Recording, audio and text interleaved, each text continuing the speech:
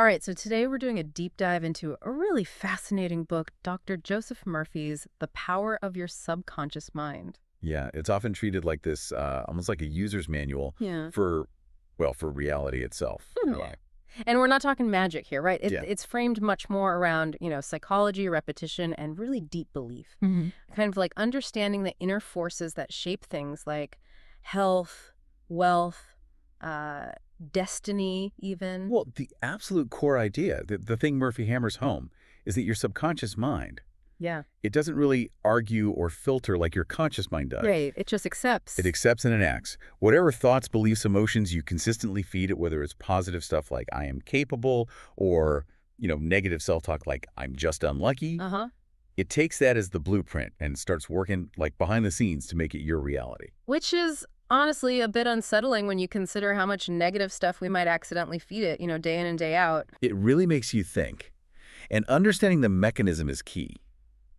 Murphy clearly lays out this idea of a dual mind. Okay, so the two parts. Yeah, first, you've got the conscious mind. That's your everyday thinking mind, the analytical part. It reasons, it chooses, it's like the captain of the ship or maybe the gatekeeper. The one paying attention right now. Exactly. And then there's the subconscious. That's the powerhouse, operating 24/7, totally beneath your conscious awareness. It stores all your habits, your deep memories, your automatic functions. And here's the critical bit. It doesn't really distinguish between something vividly imagined and something actually happening. So it just mirrors whatever dominant picture you hold in your mind. That's the idea. It takes that dominant mental image and then begins to sort of arrange circumstances to match it. Those examples in the material really hit that home, like the woman visualizing her perfect house. Right, until she felt like it was already hers. Yeah, and then bam, it manifested. Or the doctor whose belief in his patient's recovery seemed to, well, directly influence their healing. It demonstrates the principle. The subconscious is running based on the input. But that does raise a practical question, doesn't it? Like, how do you actually change the input, especially if you've got decades of maybe less than ideal programming already running? Exactly. How do you feed it new positive thoughts when those old habits and patterns are so deeply ingrained? Okay, so that's where the how-to comes in. If the subconscious is this powerful engine, we need the steering wheel. Murphy gives specific tools, right? He does. Very practical techniques. Let's talk about a few key ones. First off, affirmations. Okay, saying positive phrases. Yes, but crucially, not just like empty repetition.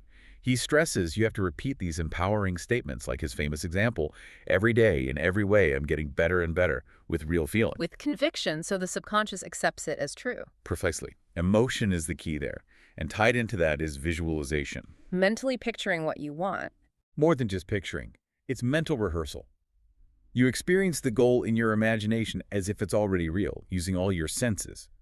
You're basically trying to convince the subconscious that the desired state is the current reality.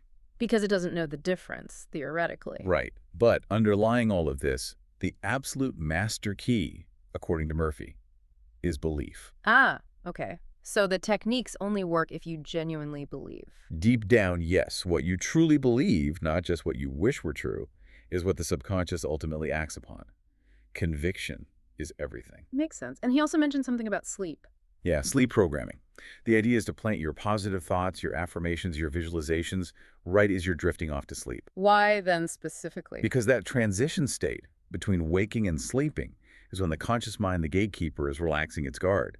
The subconscious is thought to be most receptive then. Interesting. So wrapping this up, what's the big takeaway for you listening? It sounds like this power, this subconscious engine, is central to, well, everything. Success, change. It seems the core message is you don't really fight external circumstances directly. You work on redesigning your inner world, your dominant beliefs and feelings. And then reality starts to kind of sync up with that new inner state. That's the principle. Reality is reflecting your internal belief system. Yeah. So here's something to think about, building on all this. If your mind is both the artist creating the picture and the canvas it's painted on, what images, what words, what feelings are you currently feeding onto that canvas? And do they actually match up with the highest potential you see for yourself?